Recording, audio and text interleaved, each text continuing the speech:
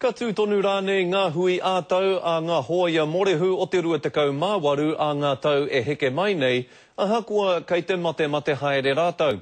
Koe rā te pātai I whakamātau tauria ai I tā rātau hui ātau I tū I ngā rangi whakatānei. Kei a Joe Glenn ngā whakamahuki.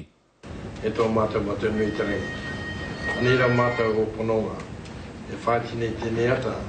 Ki te whiwhi ngā take e pāna. A kia mātou ki te 20 māwai. Tētahi o ngā tino take I kōrerotia ko te whakatoka I te ingoa o te 28 māwaru.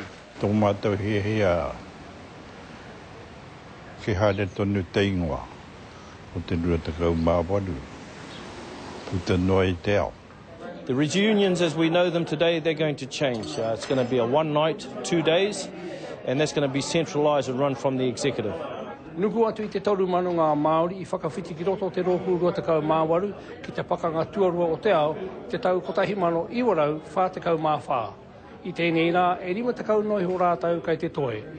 Nuku atu I te 20 I tae mai ki tā rātau hui ātau ki tā mati makaurau. What's going to happen to their key taonga, for example, their banner, that's to go to the Waiouru Museum.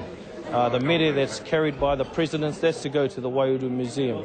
Ka tū te hui mo te tau e tū mai nei ki tauranga moana.